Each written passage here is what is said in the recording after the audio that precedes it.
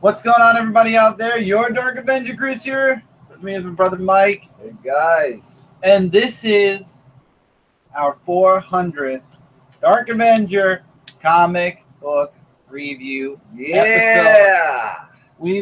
I've made Mike keep them all. We went from 390 to 391 to 392 to 393, Mickey Mouse, to 394, 395, 396, 397, 398, 399, and here we are now. There are no episodes after. We are now at... Woo! We're now here at 400 now. I gotta apologize in advance. I'm really not feeling too good tonight. I don't know if I've got a cold coming on. I think it actually is a cold coming on. At 400? But, you know, I think it's a chance. I didn't know. If you think about it, every 100th episode after 100, 100 I wasn't sick. But if you remember, for 200, I think I was sick. For the yeah, 300 I wasn't sick. Right. 100 I was sick. I wasn't sick. 200 I was sick when we did it. Oh, even 300 numbers.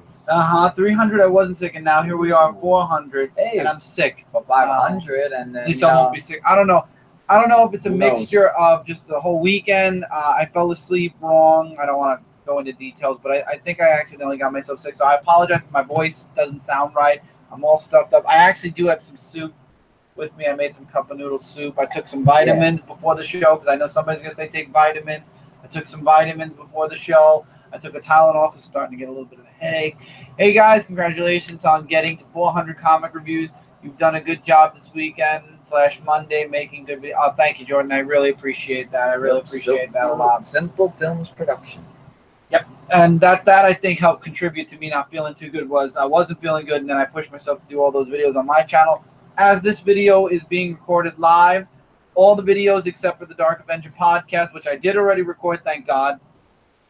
This will be going up sometime late or early in the morning tomorrow on my channel, which is Dark Avenger C86. Following that will be the Dark Avenger podcast, which is the epilogue for 400. And then from episode 401 on, for those of you that didn't see the announcement, the Dark Avenger Comic Book Review, this series is moving back to Dark Avenger C86, my personal channel. And we're changing the format up from a review to more of a discussion of the books we've read for the previous week.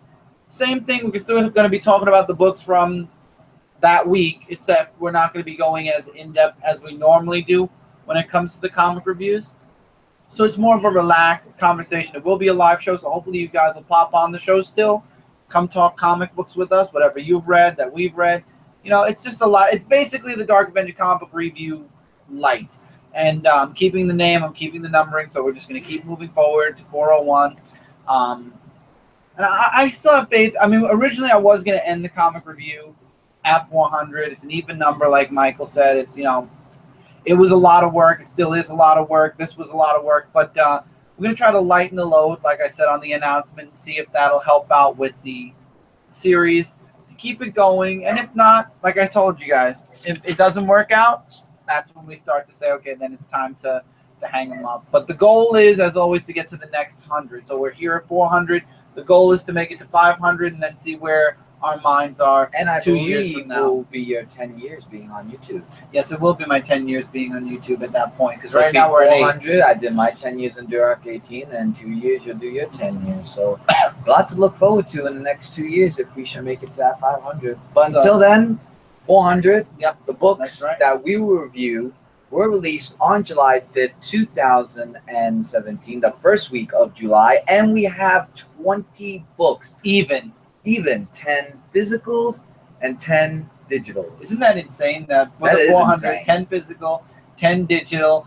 I'm going to throw out there some books that I won't be reviewing, but they look really good. I haven't had a chance to finish them. One of them being Ash versus the Army of Darkness, issue 1. The artwork was a bit sketchy, so I didn't get a chance to read that. Okay. Skyborn. I found out I missed it like literally maybe a half hour before we were ready to do the show, so I decided to just skip it for the review. But Skyborn's another really great series. I believe it's ending with the next issue. Baby Teeth I have to catch up on still. I know issue 2 came out this week.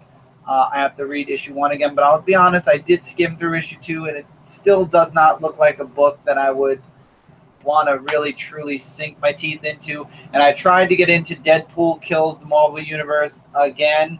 I didn't want to read that because I'm reading too many Deadpool. I couldn't. I tried. I truly. There's too many Deadpool titles. I truly and honestly did try, and I just did not. I didn't feel it. I truly didn't feel it, and I guess that's why I just kind of.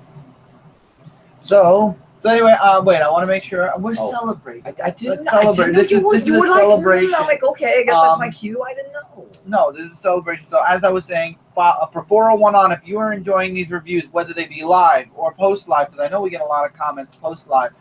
Please, if you haven't subscribed over on my channel, which is Dark Avenger C86, go over there, click that sub button. This way, you continue to get this show and also the whole videos. I haven't been doing that many of them lately. I really haven't, which I should actually do some. But because I'd rather keep it as a sporadic whenever I have the chance to do kind of a video, I decided to move that to back to my channel as well. But I got to tell you guys, on this channel right here, Comic Frontline, you've got Mike Spider Slayer's Haul. He does it every Wednesday or Thursday, and it is an excellent. I'm addicted to watching it, honestly. I'm addicted to watching. I saw the comment. I will answer your comment in a second. Slime. I watch Mike Spider Slayer's Haul every week, and I love it. It's an enjoyment. It's a lot of fun. He gets a lot of really great books. So you still have a haul video right here on Comic Frontline. And then Kat actually has her Comic Uno show on here where she talks about all the books that she's read. So basically, even though the comic review for the Dark Avenger Comic Book review and the Dark Avenger haul are going back to my channel, you guys still have an excellent haul video and a really great, excellent comic book review show as well. So, all right, what's the appeal of Deadpool Kills the Marvel Universe? I have no clue. I don't want to see my favorite heroes murdered. I agree. What's up, number 400? What's up, Justin? Great to have you on here as well. I apologize if I look like crap. I truly feel like I'm getting a cold. I've been feeling it since this morning. I honestly started feeling it a little bit last night, so I don't know if it's a mixture of how I slept and all the work I've been doing over on my channel. Hopefully, if you guys didn't check out my channel, I did 5 videos. I did 5 videos on Saturday. I did 5 videos on Sunday, and I'm concluding with 6 videos today because the podcast and this review count as extra videos. So maybe 7 videos today. I'm not too sure. But anyway, this is a celebration. I'm really happy we got to 400, and it's thanks to all of you. I got to say this again. It's all because of you guys, everybody in the comments here, everybody who has commented post live, everyone who supported us. And now also I want to say this first. Thank you to everybody on Comic Frontline. Busy, man. Yeah, it's been busy. Too busy. I think I've worked myself too hard. I want to thank everybody on Comic Frontline. Originally, back when we were doing this, back at 350. What's up, Rob Wise Guy? At 350, I decided to kind of let my channel kind of float off for a bit. This is back when I was still trying to figure out what I wanted to do with my channel, and I was going to make my channel a vlogging channel. I decided to move all the comic stuff here. Thank you. Thank you for the congrats on 400. JLS Comics, what's going on, Jesse? Thank you for showing up. So at 3:45, I asked everybody on Frontline if they'd be cool if I moved my haul and my comic review and my live show, Dark Avenger Live on Fridays, over to this channel, and they were more than open to having me move the shows over here, and they were more than supportive of the show and of whatever decision I wanted to do after 400, whether I was going to drop the show or keep the show going or what I wanted to do with the show. So wait, so your live show staying? Yes, I'm going to get to that. Oh, okay. So I want to thank everybody on Comic Frontline for allowing us to host this show for the past year, because technically we started here, I think it was 350. Yeah. So it's been almost a year. Oh, 2 more weeks. Isn't that insane? In 2 more weeks, we would have been here. The Dark Avenger Comic Book Review Show would have been here an entire year. And I want to thank everybody on Frontline for supporting this show all the way for the past 50 episodes, for almost a year being here on Comic Frontline. I want to thank everybody who's actually viewed the show and enjoyed the show. And like I said, I hope you guys come over to my channel. We're just changing this format up a little bit to make it easier on us and more interactive for you guys, so you can come on and discuss the books with us instead of us reviewing the books and you guys kind of putting in a couple of comments here that we want to actually discuss our books. We want you guys to read them yourselves, and then at the same time we want to have a discussion. So we're going to try that format, see if it works out. If it doesn't, then we'll see if we might be seeing the review go off into the sunset. But we're not willing to say it is or isn't yet. We're going to test it out. We're going to try it out on my channel and see if it works out. But I got to thank everybody on Frontline for allowing us the privilege to have. It's been a privilege to have this show on Comic Frontline for almost a year. Now, the haul video, like I said, is moving over back to my channel as well. And it's going to be whenever I get the chance to do it. I'm going to try to do it every week. Don't get me wrong. I am going to try to do a weekly haul video, at least for the comic books. If I can, if I miss a week, oh well, because it's on my channel. I don't feel like, you know, bad. I won't feel as bad as like over here whenever I miss doing a haul video. But Dark Avenger Live, I feel, is a true cornerstone here on Frontline. We have tomorrow's show, which is Frontline Live. We have Media Madness, which you guys are getting a treat. You had a Media Madness right before this show. And you got Dark Avenger Live to round out the week. You start the week off with Frontline Live. You get a nice treat in the middle of the week with Media Madness, awesome show. And then you end with Michael and I on Friday talking comics and everything else. So Dark Avenger Live is remaining right here on Comic Frontline. That is definitely a staple. I think it's a staple show. Moving it over Frontline would be ludicrous. That's definitely something that's unique with Frontline, and I want to keep it that way. So Dark Avenger Live every Friday at 9:05 p.m. or 9:35. You say 9:35. 9:35. I'm sorry, 9:05 is when we try to get Frontline. 9:35. We've been on vacation for 3 weeks. 9:35 p.m.-ish Eastern Standard Time. We always go live, and we always go at least an hour. We've had guests on. Hopefully we'll have more guests on coming up in the future. Never know. But Dark Avenger Live is here to stay, and so is the Chris and Brand Show, for when me and Brand get together, and so is It's a Podcast and Hit Points. Like I said, only the two main shows, the shows that really are a staple for my channel, are going back to my channel. Now, back into the comments really quick. I'm fairly new, but congrats on getting to 400. Slime, I appreciate it. I hope you follow over to my channel and you continue to watch with 401 on, and hopefully everybody will enjoy the new format. Oh my God, I remember that. Does that mean you haven't been a bug, man? Dude, Jesse, you've been a pleasure to have in all, and I'm not going to talk for everybody, but I'm sure everyone is going to agree with me anyway. You've been a pleasure to have on any live show, on any video, comments, etc. SM Down 9. What's up, man? Finally watched Iron Fist on Friday to Saturday. It was good. Told you. It was a great show. It was a great Netflix. I'm going to take a little bit of this because I'm about to start coughing. And then why you say something? Yeah, go ahead. Say something. That would be great. Give me a second to... Yeah. So 400 comic reviews. I mean... I apologize, guys. I'm not feeling good. That's the only reason why I'm eating soup. And it is technically 12:30 in the morning. Yeah. I mean, this is like 300 comic reviews for my perspective, saying, and from going from a camera person to just doing comic books, that's like a really huge step up for where I started off, and then to be here for 300 comic reviews and hopefully more after this. It's been really awesome. You know, we've had my trusty iPod Touch, which I had to go through once because the screen cracked one time, but luckily it's good and everything. But yeah, I mean, we've tried many new things during 300 to 400. Some worked out a little and some didn't, but you know, ideas come and go and everything. And hopefully you guys enjoyed the videos that he did with so many stuff that was uploaded. And yeah, so here's to 400, going on to 500. And hi, Shamar. He's Mike and Chris. Oh, hey, Shamar. I was just waiting now. I watch, which I want like another month till when Defenders. Yeah, that's true. Defenders is coming out soon, so that is actually a good idea to wait till after Defenders. Yeah. But every show almost has been confirmed except for Iron Fist to be renewed. But yeah, so just to celebrate this, it's awesome. All right. So let's go to my trusty iPod Touch, and these are the books for 400. So these books stand out in the realm of the Dark Avenger comic book review. And now, let's say the title first, and then we're going to talk. Like Father, Like Daughter, issue number 4. Now, and you can show the title. Yeah, I want you to show it. I didn't know if you wanted now, I know a lot of you out there, you know, and I agree with Mike Spider Slayer. It's always hard to review a book that's by a friend because you never want to say anything bad if you find anything bad. And I'm going to put this out there now because I know a few people are going to say this at some point. Oh, Chris, you're best friends with Kat, so you're gonna love the book regardless whether you do or you don't. You can say and believe whatever you want. What I'm about to say is my true and honest opinion about the book. And my true and honest opinion about this book is I loved it. This is my favorite issue in the series thus far. I've read issues 1 through 3 plus.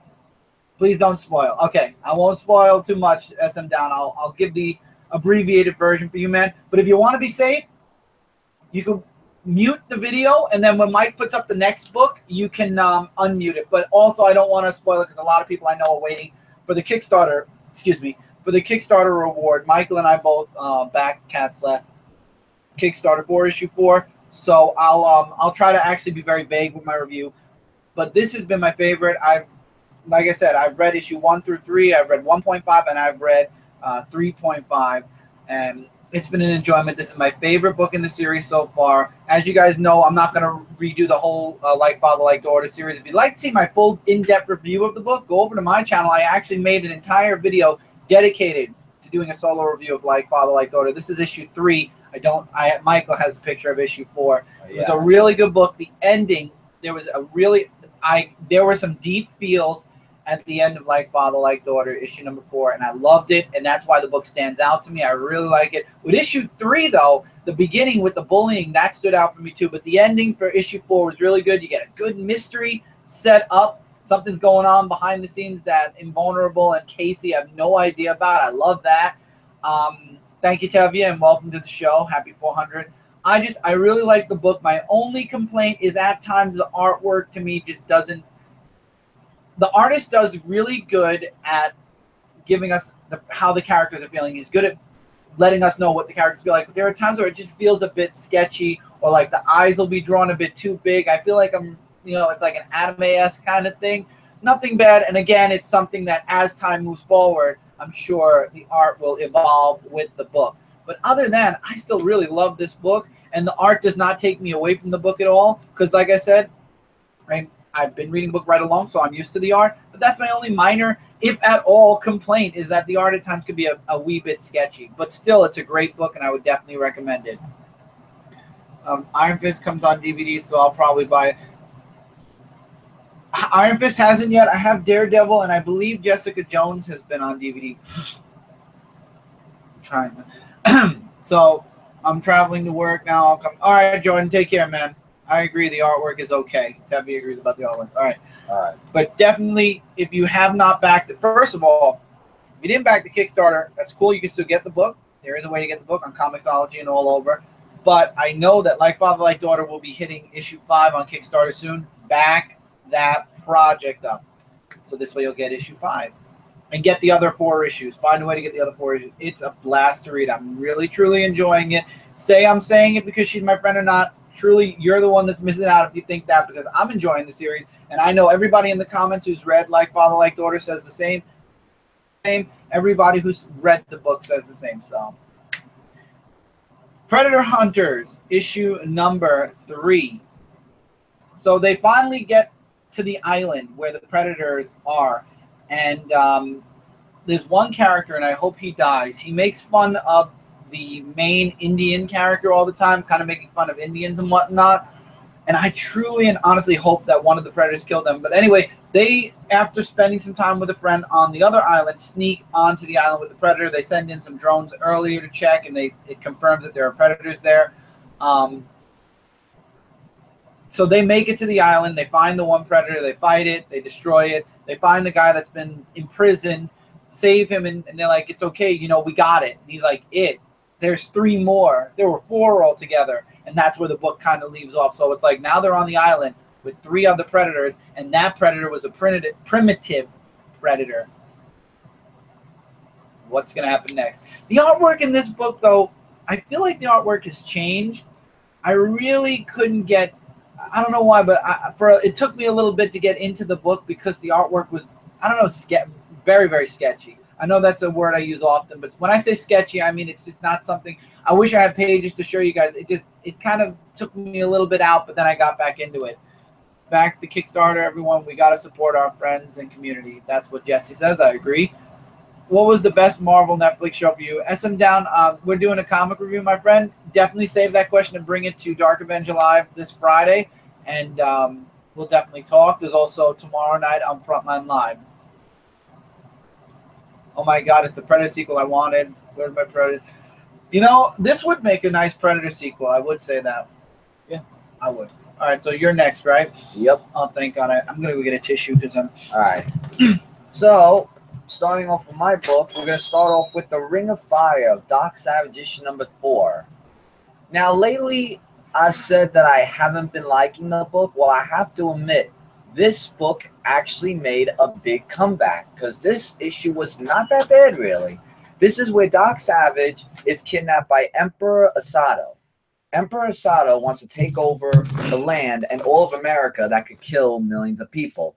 Dark Savage is not really, liking that because he wants peace.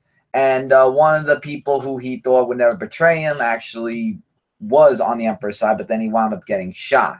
As a spoiler.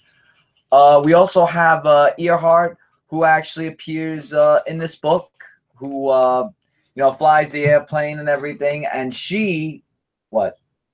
You know, I forgot something. I'll be right back. Oh, okay. And she actually was going to help out with this mission because this is why it sucks when I'm sick, because now I'm a little annoyed. If this was a video, we would have just cut. I will say that. Yeah. But anyway, go ahead. Oh, you're using the shirt like you are. Why are you gonna wait? You spoil it. I didn't say from where. I can't believe I forgot. That. Anyway, beside that, so now you made me forget. So he breaks free after they freed him, from the whole thing, and he's got muscle. Let me tell you. So the mission was, how are they gonna destroy Emperor Asado that fleed the whole thing? So Earhart made the sacrifice of saying, I have to do this. I know that this is going to be something from 100. Like I use this for, that's a 1. For those of you that don't know, from the very first video on YouTube, the very first Dark Avenger Comic Book review, I wore this Green Lantern shirt. And then 100. And then for 100, I wore this. 200, I wore this. 300, I wore this. I can't believe I almost literally forgot to wear it for 400, but God, thank you for joining us. Yeah. But I think this is going to be a trend until if we make it to 500, and then after that we're gonna change the trend up a little bit. But this is what happens when you're not feeling too well. But oh well. Basically, the whole point is Earhart made the sacrifice, and it says it's the end of Ring of Fire, but not for Dark Savage. To quote Johnny Cash, "Burn, burn, Ring of Fire, all memories." Yeah. So I guess we'll get a new volume of Dark Savage whenever that comes out. But it was an amazing comeback it made. I will say that.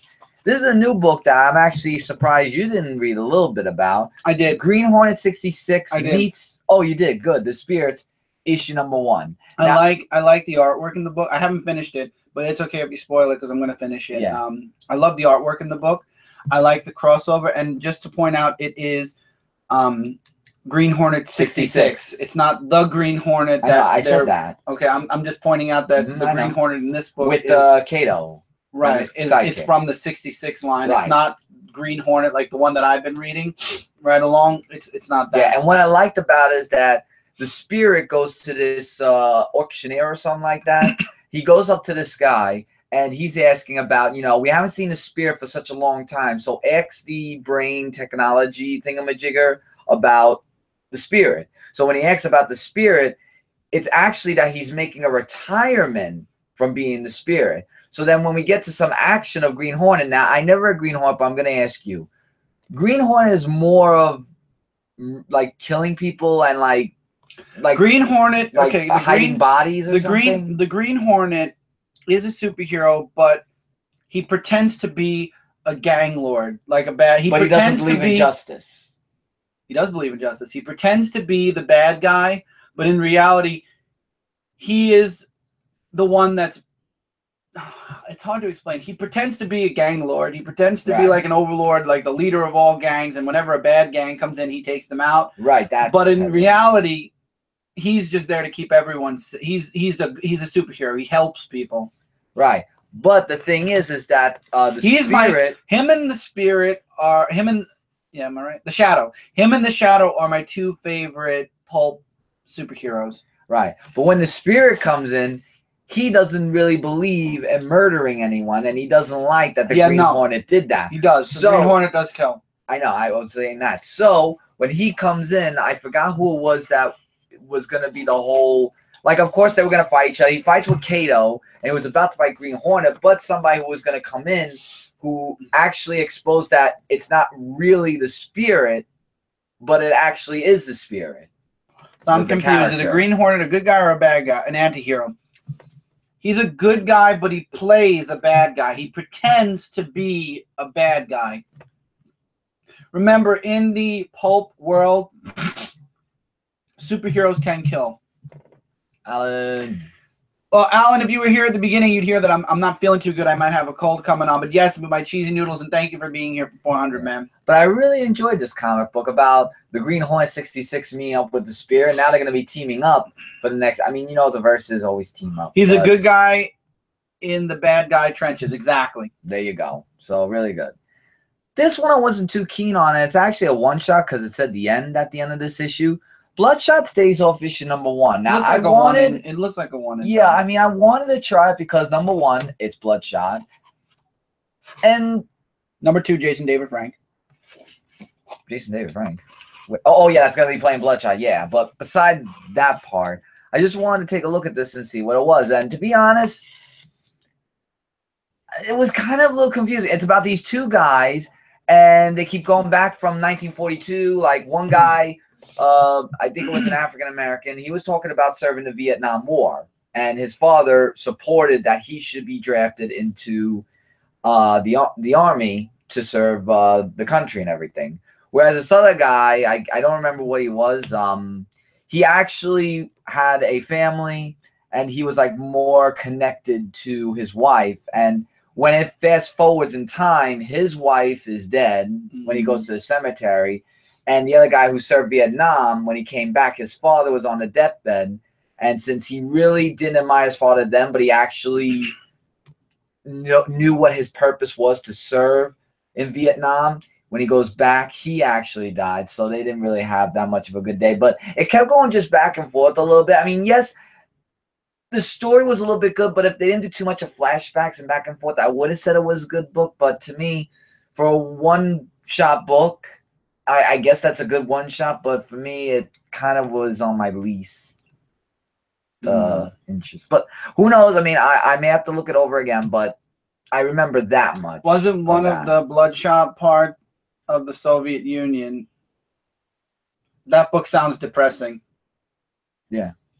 I'm reading the comments. Oh, yeah, it does, kind of. But that's what I read. This was actually awesome.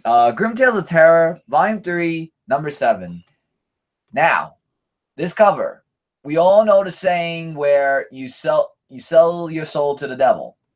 Well, in this issue, the guy, not only the devil wants your soul, he wants something more. Now, this guy fell in love with this woman, and then he said, okay, I want this girl to fall in love with me. So then Lucifer comes in saying, I'll tell you what, I'll let her like talk to you and notice you if you don't give me not your soul, but someone who you don't like, which is his father. So he first gave up his father's soul for the girl to talk to him. Then as things got a little bit all over the place, where they kind of were going to be breaking up a little bit, he had to give another soul, which was his brother's soul. And oh no, his nephew. I'm sorry, his nephew's soul was the next one. And then when things got even more and more and more stuff, well, in order for her to stay alive, because she was on a deathbed after that car accident, he sold his soul. Very, very bad mistake to do when it comes to the devil. And you know what happened to him in the end? Yes, the girl survived, and the girl left him. He dies from a phobia of snakes. Whoa. That was like, oh my God. I mean, I love the horror stories they give in Grimm Tales of Terror. I mean, everyone knows not to sell your soul to the devil, but stupid as he said, oh, I'm not going to do that because I've seen your movies and he did it in the end. And I knew he was going to do that. I knew he was going to do that. Alan says he'd sell his soul for some of the Yu-Gi-Oh cards I pulled. That's you, bud. Okay. So we have one physical indie book, and that is The Walking Dead issue number 169, and it's called Lines We Cross. Which, actually, there's a lot of not turns. Like, there's a lot of interesting stuff I saw in this book. Like, first of all, it talks about Carl, how he called Andrea, like, his mother during the Negan Wars and everything, and how he was, like, really close to her. Meanwhile, Rick's talking about, you know, Negan, about just letting him go and not leaving him in the prison or killing him. So he decides just to let him just go off out of the community. Meanwhile, he found out that Eugene was talking with Stephanie over the radio, and then he talks to her like saying, you know, we're a community and everything. So if we find your place and you can give us information, we'll come to you. Here's some artwork, by the way, which I wanted to show you. So there's that happens, and I don't know what's going on with which we'll call Dwight, or I think that's Dwight, right? I think that's his name. Oh, you hate snakes, Tevya? I used to, in high school, I used to work in an animal lab, and the first thing I always used to do when I went into the animal lab was you were able to take care of the whatever animals you wanted. I usually go in there, and nobody liked the snake really, so I would take out the snake. His name was Bandito, and I used to wear him around my neck the whole time I was there. It was a beautiful snake. It was not a boa. It was a black and white striped snake. I forgot what type it was. It was like a garden snake. The most harmless thing you could ever imagine. I love that snake, and the only reason why I don't own a snake is because of what they have to eat. Mice.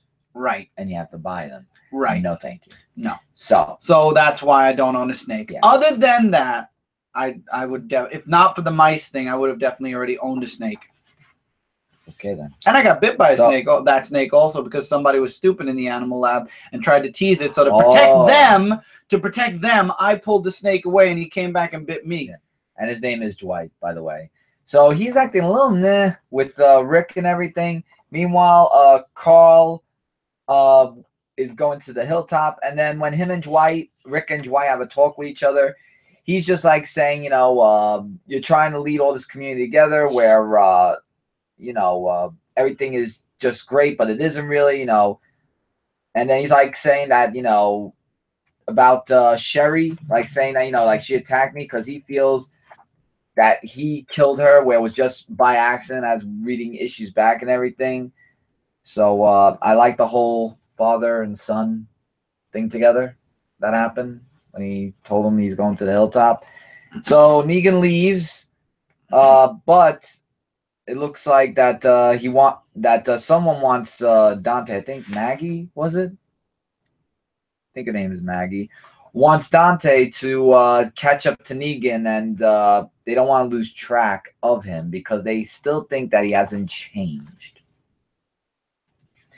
So Negan left. Yeah, Negan left the community. Carl went to the hilltop. Right. Because of Andrea's death. Oh, okay. That was the other way around. Right. You put over there. Right. So, there's a lot of stuff that happened in that book, but it was really good. I really enjoyed the issue. So now we're going into the big two. Digital's first is your book.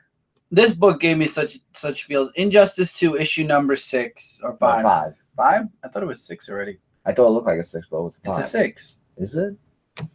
Give me a second, everybody. I'm gonna. I'm pretty sure I saw a 5. It is. 5. It is 5. I'm sorry. Mike's right. Michael's right. It is 5. And this book gave me a lot of feels. This one's not bad. Okay, I take back my comment because I also like Jake the Snake Roberts.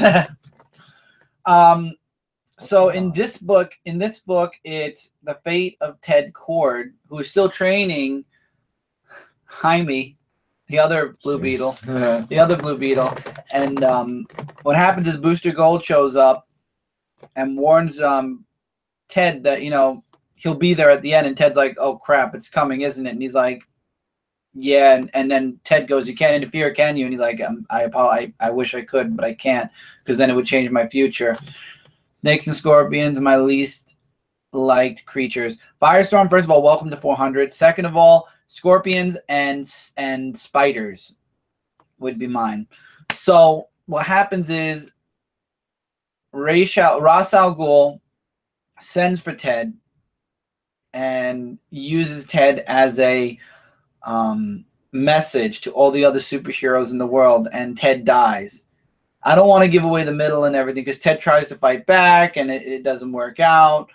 And then in the end, you see Booster Gold show up and give Ted that kind of like, you know, that final, you know, he was there at the end right before Ted died, and then Ted passed away. And oh man, this book had deep feels. I will say that this book was great. I really liked this issue, especially those invisible scorpions. Oh God. And Firestorm. Thank you, Firestorm. Thank you for the congrats. All right. Justice League issue number 24. Right? Yeah, 24. Yeah. Then why'd you click it? No, because it always goes out for some reason, the light. So I want to keep it on. Tabia, think of it this way. It's the way you told me. It's a universe that doesn't exist, but it exists in the gaming world. So for me, reading Ted Kord's death, I mean, I display the book where in pre-New 52 DC where Ted was shot in the head by Checkmate. Yeah, I always see the death. I'm just glad Ted Kord is alive and well again in Rebirth. But yeah, poor Ted keeps getting killed. I don't know. But in Justice League this week, the Justice League. See, now this is why I'm really not into Justice League anymore, and why it moved digital, and why I don't know if I'm ever going to drop it or not. But it connects to Aquaman. And I haven't read Aquaman in a while. I have it in my queue to read, but I haven't read it. And it's attached to Mira. There's a problem in Atlantis. The Justice League show up, and it's Mira, and they end up having to fight Mira to try to stop her. And Mira's really good. She takes down the Justice League pretty hard, and she deals with magic. So even Superman is having a hard time taking it down. Go to the desert. You'll never hate anything more than scorpions after a few days. Firestorm, I have a feeling you have that experience, and no thank you. Meanwhile, later tonight, I'm going to watch Spider-Man Home. That's cool, Alan. So anyway, now where was I? So they end up talking Mira down, finally, and she goes to the fortress. She goes to the watchtower. They have a nice talk about, you know, wanting to help Arthur and about her and what, you know, they try to kind of, I don't know. Mira is kind of a little bit lost, I feel, especially when I'm Aquaman. But I'm kind of, it's a big question mark because I haven't read Aquaman, so it takes me out of the book a bit. And then what happens is there's a problem, and they ask Mira if she wants to come and help them. I'm wondering if in Justice League they're going to replace Aquaman for now with Mira. That would be interesting. She is a very strong character, and I haven't seen Mira. I don't think Mira ever joined the Justice League. At least I'm not sure if she did or didn't. I'm not sure. I don't remember. I don't remember either. I don't know. That is enough. I have had it with these daggum scorpions on this mother ducking plane. I remember that line. You ever heard of camel spot? Okay, we're gonna stop talking about spiders and scorpions, and I'm gonna focus on the books. Oh my. So it was an okay book. Again, Justice League is not something I've recommended or I've said go out and get this issue for a very, very, very long time. I think honestly since issue number 1, it just has not appealed. Honestly, both JLA and Justice League have kind of been eh. I believe she was part of the JLA in New 52. Okay, she was part of the New 52. All right. Now I'm just throwing this out there because I did decide to read it for one reason, and it's the first story in it. Secret Empire, Brave New World, issue number 3. J. Jonah Jameson returning to the Daily Bugle. Nuff said. That was like Clark Kent returning to the Daily Planet. It was like it took his niece, I believe it was his niece or his cousin, to drag him into the Daily Bugle to report what was going on, and it was really good. I like that they're trying to fix the status quo of Spider-Man a bit by putting things back to normal, and J. Jonah Jameson looks like he's going to be right back in the Daily Bugle again, which is awesome. There were a few other stories, and of course the continuation of the Namor story, but again, do you need this? No. So am I going to tell you to go out and buy this? No. I mean, if you would like the J. Jonah Jameson story alone, just get this issue. It's a one story and done thing, and then we move into other characters, other stories, and of course, like I said, Namor is the only one that's every single issue. So if you want the Namor story arc, keep buying the book. If not, but I mean, J. Jonah Jameson is the spotlight of this book. That's a good sign for the Spider-Verse as a whole. Yes, I agree. And that's why I wanted to talk about this book, or else I probably would have just skipped Brave New World completely. But when I read this story, I was like, okay, I have something I can discuss about in this book. And yeah, so there we go. And unfortunately, the next cover actually pays homage to One More Day. This one? Mm-hmm. Oh. Spider-Man Deadpool issue number 19 called No More Jokes. If I can get it to focus. Why isn't it focusing? There you There we go. So it's called No More Jokes. And the reason for this called No More Jokes is because for a new story arc, Spider-Man told Deadpool that if we're going to do a mission together, we got to take things seriously. Just, you know, like no more joking around, no more of all the cracking up, breaking fourth walls and everything. Because Slapstick actually makes an appearance in this book that goes after Deadpool first, which then Spidey comes in to save him, even though he has a healing factor. But Spider-Man does all the saving, you know, because he's a hero. And he's not actually that dark, really, Spider-Man. Because remember when I said I didn't like his character about how he was?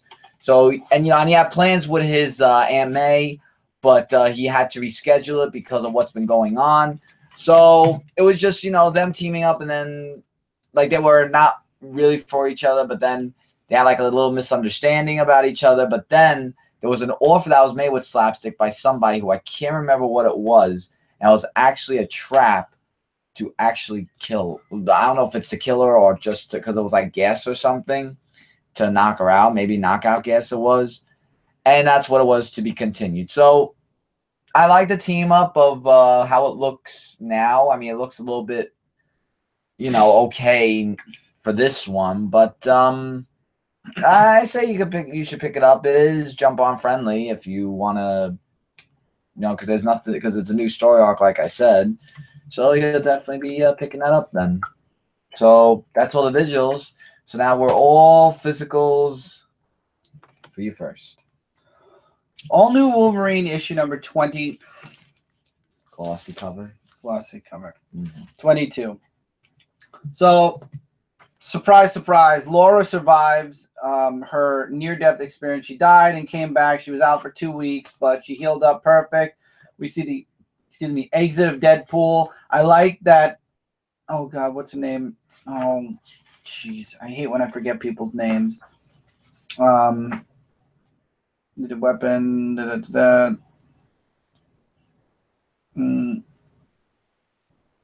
I'll remember her name at some point. So the little girl who's I forget her name. Now that's embarrassing though. Is that Gabby? her daughter? Gabby. I remember now. Gabby ends up giving Deadpool a really funny / nice gift before he leaves, and then Captain Marvel knows where the planet is that the girl came from. So of course Laura jumps out of bed and joins, as you saw on the cover, the Guardians of the Galaxy to go into space to the planet to find out why her name was mentioned. And they go, there's nice dialogue in between. They land on the planet. They want to know, you know, why this girl came. And they brought Laura because Laura wants to help heal that planet too. And then we find out that the Brood is also attacking. And we get a really awesome action scene at the end. And things look really dire for somebody. I won't spoil who at the end of the book. I don't know. I feel like this issue was a bit weaker than, I don't know. I guess Wolverine in space. There is one thing. There was a hooded person in this book that says Laura, Wolverine has left the planet. The next main target is Dawkins. So I'm wondering if this is going to play out in the future issue of All New Wolverine where Laura is going to have to save Dawkins. Mm. I like that they're bringing Dawkins back. I really do, because I feel like ever since what happened between him and Wolverine and the miniseries when Wolverine died, Dawkins has kind of gone MIA. So I like that they're bringing Dawkins back, and they're not focusing just on Jimmy. Iron Fist issue number 5, soon to be issue number 70-something in another couple of months. I really like this issue, and it wraps up the first story arc really nicely. Danny fights the last opponent. All right, I have to sleep. All right, thank you, Jesse, for coming by. I really appreciate it. Thank you so much for the congrats on 400. Hopefully, you'll be there when we do 401 over on my channel. I'm going to make mention of this at the end again. But anyway, so Danny goes to the council and says, you know, it was Cho Sin who did this and who is framing me for killing an innocent man just so that it makes me look like a murderer. So basically, to get off the island, he has to survive, what do you call it, the final trial, which is the wolf. And they have an awesome fight. We find a backstory that the wolf actually tried to be an Iron Fist at one time in Kunlun and failed, and he became something else, which destined him never to ever be Iron Fist again. But now he has the chance, if he beats Danny, to become the Iron Fist. And finally, Danny realizes how to tap into his chi, and that's basically when he has to defend Kunlun. And in the end, long story short, Cho Sin gets put in jail. The wolf ends up being beaten by Danny, and Danny leaves, and now he's like, you know, I need to find a way back to Kunlun. And they're like, you know what, you're the Iron Fist. Check out the book of the Iron Fist. Any Iron Fist is able to get back to Kunlun whenever he wants, because Kunlun always needs his champion. So Danny basically figures out that the way to keep his abilities, or the way to keep his chi and to be able to use the Iron Fist, is when he's defending Kunlun. So now he wants to go back. Excuse me. He wants to go back to Kunlun and be its champion again. And I guess we'll find a way for him to be in between both Kunlun and, you know, our world, because he is part of the Defenders and part of New York and Secret Empire, etc., etc. Spider-Man: The Master Plans, one shot. It's a one shot. Okay. It's okay, but I gotta give Marvel credit. It's only $3.99. It's not a $5 book, and it's pretty thick. So I'm gonna give Marvel credit right here and say it's $3.99. I think it really plays more on setting you guys up for the movie. It's Spider-Man stopping a bunch of crime sprees. The artwork's pretty good, I will say that. And it turns out all these crime sprees are being set up by the crime. Oh God, what's his name? Crime Master, I believe his name is. Yes, Crime Master. He finds out, Spider-Man, that Crime Master's pulling off the ultimate crime at Stark Towers. They end up fighting. He ends up putting Crime Master in jail. And then, of course, the news is claiming that Spider-Man was working with him. And yes, I was just about to say that. Slime just said it. It is half a reprint, though, right? Yes. This is why I believe this book is more to set us up for the movie. Now, I love how throughout the entire book, Pete's just hoping for, please be a cat in a tree, please be a cat in a tree, and always it's something more big than a cat in a tree. And then in the end, he does end up saving a cat in a tree, and then he's like, I had to wish for that stupid cat in the tree. But anyway, yes, the second half of the book is Spider-Man duel. What do you call it? Duel to the death with the Vulture. This is the first appearance. He's in the Homecoming. Right. This is the first appearance of the Vulture. Isn't Shocker in there too? No. So it's all reprints. It's a reprint of the Spider-Man first appearance of the Vulture book. So if anything, if you didn't like the first story, you could always chalk it up to, well, I now have a reprint of the first appearance of Vulture. And Tevye, that's exactly what I was about to say. The story really didn't grasp me to the point where I was like, oh my God, this one shot is amazing. Is it the worst book? No. Is it something to write home to mom about, though?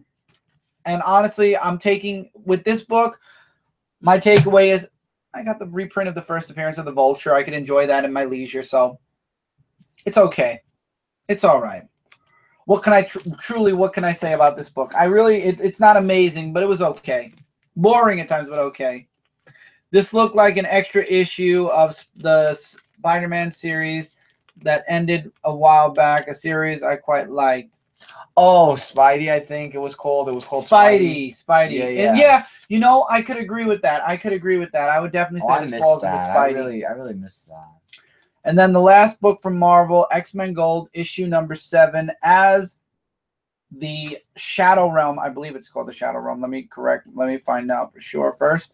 as the Dark Force dimension covers over Manhattan. So it opens up with the mutants enjoying a day like any other day. We get a bit of a background story, a one-page background story on the person who is targeting and killing all the mutants. It's a normal, everyday, happy day, and then something bad happens. It looks like there's a romance going on with Kurt and Rachel, which is awesome. I like that. And, well, they're stuck in the Dark Force dimension. So now the X-Men are the Manhattan's protectors while they're stuck in this Dark Force dimension. But there's the Assassinator on the loose, and he's inside the mansion. So you've got one team of X-Men out there in the world, you know, dealing with the Dark Force dimension. And then, Entity Edge, man, thank you for showing up for 400, man. I really appreciate that. And then you got the other group of X-Men who are dealing with a possible killer inside of their base. And I think that the dude that was working with the Axis of Evil Mutants or Brotherhood of Evil Mutants is actually a demon from the Dark Force universe. So I think that's where he's going to connect. And then finally they find the dude, and Colossus is having a hard time turning to steel. It's kind of the reverse. There was a point in the X-Men world books where he was stuck steel. Now he's stuck human because of what happened with the nanobots in the previous story arc.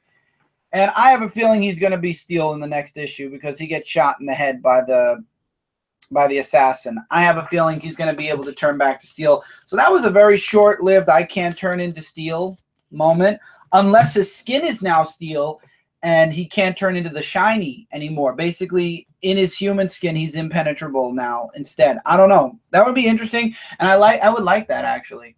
That would be very interesting if Colossus doesn't have to look like steel anymore, that he could, like, blend in, and his skin is just made of steel, like, automatically. Kind of like Superman. Yeah.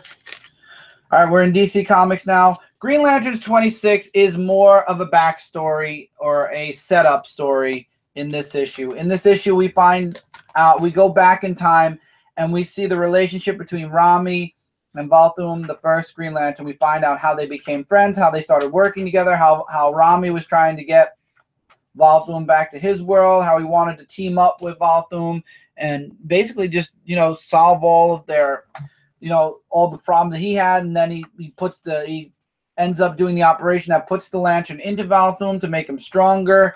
And that's where things kind of start going awry a little bit.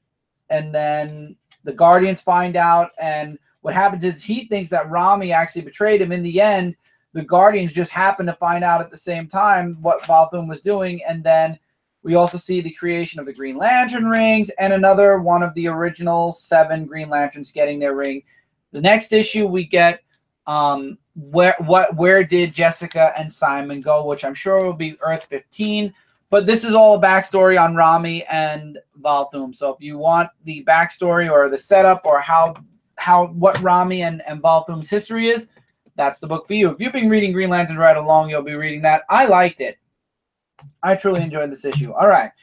Nightwing issue number 24. If this wasn't telling us and setting us up for Sean leaving Dick, I don't know what else is at this point. I mean, it's the writing's on the wall at this point. So Dick is trying to survive the supervillain barrage that Tiger Shark has set out in front of him. And he's trying to escape this one place while Sean has her old crime partner, Pigeon, showing up because she has nowhere to be. And she's probably going to stay with Sean, and it's going to get very interesting. You got Dick fighting for his life to get the hell out of that place and not be killed by one of these supervillains because Tiger Shark promises the winner to get a what was it? A year's worth of upgraded weapons for free. You got lots of supervillains in here, like Kid Amazo. For those of you that remember, he was from Super Sons. You got Magog. You got a lot of characters that are showing up in this book. And Dick survives them all up until he gets stuck in the facility where there's a bomb. To be continued. Really interesting stuff, I will say that. I feel bad for Dick because he's getting his butt handed to him, and at the same time, you see that his relationship with Sean is slowly going down the toilet. But at the same time, Dick and Barbara for life. Man, I got to be honest, Dick and Barbara always worked out. I was just hoping that this relationship would be good for him because to be honest, him and Batwoman, Nightwing and Batwoman, very complicated relationship. Yep. Are you gonna fix what fell while I review my book? No, I'll fix it later because it's being annoying anyway. Well, I did review this for Frontline, so I'll just keep this short. This is Green Arrow number 26, Hard Traveling Hero Part 1. And yes, the cover says it all. Green Arrow teams up with the Flash, but not in the beginning, actually. Like, as we start reading the book, and when he's on his, motorcycle escape from that, he meets up with him. And let me say, the artwork actually changed back to the way it was before, probably. Because in the last issue, I was getting a little bit concerned, but this art was much better, actually. So, at first, they talk with each other, and they don't, get along with each other first, and then Flash didn't want to team up with him because of the way he was. Amiko talks with Kate Spencer, and Katie's all about the money and everything because she wants to win this case. And then she winds up teaming up with Black Canary on the mission of the Underground Men that she wants to look for. So Green Arrow goes on his mission where the Flash comes and saves him, and they go into this volcano facility where the Burned, actually, this person right here, who is taking over the whole plates, and that could affect the time continuum. So they team up together to get rid of the bomb where it was going to be detonated. And even though the guy said Washington, it's not Washington State where they are. It's in Washington, D.C. Mm-hmm. So now they're going to have to team up together and travel to Washington, D.C. to break the bomb before it goes off and everything. And I like actually this last page where they are actually a team. And that Green Arrow is actually on a motorcycle with the goatee and everything. So he's looking like his pre-New 52 style. So this actually, I really enjoyed this book. This was a really great book. Definitely, I can't wait to see the next book. And who knows, maybe he'll team up with somebody else. We'll find out. All right, we're ending off with Batman and Superman. Superman being the last of the two. So let's start with Batman issue number 26, continuing the war of jokes and riddles. So Riddler and Joker start a gang war between the two of them. Riddler survives the bullet wound from Joker, and Joker finds out about it. And now Joker basically reaches out to his people and puts out a hit on Riddler. Riddler starts making friends like Poison Ivy. Just because he was alive after the bullet? Mm-hmm. He wanted him dead. Okay, I don't know why he's a villain. Like no villain. They hated each other. Oh, well, that makes sense. So Riddler started his team. Joker made his team. Batman was kind of caught in the middle of all of this. And the weird thing was Joker was so un-Joker in this series. And how did I know he was going to go to the Penguin at some point? He didn't. The Penguin was working for Carmine Falcone. Oh. And he looks good in this issue, actually, the Penguin. So you have the Riddler's team that was being formed. Joker's team that was being formed. And Batman kind of stuck in the middle. And he's talking about all, I was supposed to be a superhero, but I know all the victims of this war. So this whole book was basically Joker trying to get his hands on or trying to kill the Riddler, and it was insane. And but it's also them forming a team, like you said, and Batman being caught in the middle of it all. Mm-hmm. That's basically the book. I'll tell you, Joker was very un-Joker-like in this book. I say that because he was just so serious, and when you see the Joker, the one thing I think is always the ha ha ha he he kind of Joker. Well, luckily, let's hope he keeps the skin on his face and not take it off again. God, that was disturbing. This has to be one of my favorite books this week, and it's Superman issue number 26. John becomes Superman for the day. And I like that they go back in time to when Clark was a kid, and basically his dad tells him he's going to be the head farmer for a day, but he can't use his superpowers. Clark in the present is, talking with Lois about how John never listens to him, and John kind of jumps into things. He's trying to teach John, but John is not listening and John's not learning. He wants to do his own thing, and it's kind of not working out, and he's trying to figure out how to make John, you know, how to teach John how to be, you know, a superhero. So he tries to do with John what his father tried to do with him. So he lets John be Superman for a day, and Superman is his backup instead of the other way around. Things don't work out. We go back in time a little bit, and we see how Clark kind of decides to take the easy way out with being a farmer, and he tries to use his superpowers, and he learns why he can't use his superpowers. He unfortunately learns the hard way. And then here in the present, though, Superman kind of learns a lesson about being a dad. He's like, you know what? I've been trying to make you be like me. You need to be you, and I need to start letting you, you know, kind of do your own thing without basically telling you what to do. You need to know what to do on your own, and I need to be your backup. And it ended so great. You know, the team up with Superman and Superboy was awesome. And then the ending where John and him are talking about Clark's dad, about Jonathan Kent, and how Jonathan kind of realized that he made a mistake by, you know, letting Clark do whatever he wanted as a kid, and how Clark is still trying to learn how to be a dad, you know, how to work being a dad to a super teen himself. It was just a really nice issue. I enjoyed it a lot. Definitely had nice feels to it, and that's the way Superman should always be. And I'm so glad that Rebirth brought that back to us with Superman in Action Comics. The next issue is going to be Vacation. Yep.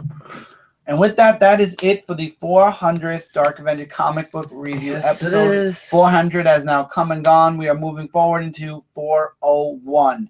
Now, again, for those of you that just joined us, first of all, thank you, everyone who jumped on live and wished us a happy 400. Thank all of you guys so much. Really appreciate that. And thank all of you out there that are watching this post live and leaving comments or just watching it post live. I would just like to mention, though, as always, if you're enjoying the Dark Avenger Comic Book Review, hopefully you'll go over to my channel, Dark Avenger C86. Give that channel a subscribe, because this, starting next Monday on, the Dark Avenger Comic Book Review show will be on that channel. We will be moving this show back over to the channel where it all began, and that's kind of why I started uploading all the old videos onto my channel, so this way I'd be caught up to by the time we got to 401 to move on or to stop. So hopefully you guys will follow us over there. We will be continuing the show. It'll be a little bit different, but easier on us, and hopefully more fun for everybody. More fun all around. Yep. So thank you all so much for being here for this weekend. If you missed anything, go over to my channel. I had a lot of videos. We celebrated all weekend long, plus today. I think I got a little, I apologize that I got sick towards the end. It's a trend for the even numbers. So if we do ever make it to 600, I'll have to know in advance. But thank you all so much for being here tonight. Thank you all so much for all your support. And I mean this for you guys watching, Comic Frontline for being a huge support of the show, all of you that watch post live, and all of you that will go over to my channel and continue to watch. Hopefully you will. I can't stress that enough. Dark Avenger C86. Thank you guys so much. Take care. Keep reading. Keep collecting. If you're watching this post live, it's your turn now. Let us know in the comments below what you guys thought of all the books we talked about here. Likes, dislikes, agree, disagree. We want to hear from you guys. And this is still on Comic Frontline. So as always, we are Comic Frontline, your #1 source for comic-related news, reviews, and a whole bunch more. If you like what you saw here, hopefully you'll click the sub button here on Comic Frontline. This way we're in your sub box. You won't miss out on a single video. Like I said, there's 3 live shows each and every week, as well as other videos, reviews, podcasts, stuff like that. Lots of stuff. So if you want to stay on top of all that, click the notification bell. And if you're watching this on my channel, hopefully you'll click the sub button as well. This way you'll continue to get your Dark Avenger comic book reviews every single week. Hopefully on Mondays. We're gonna try to keep it on a exact day basis. You know. Yep. Take care, everybody. Keep reading, keep collecting. See you guys really soon in the next video. Bye, everybody.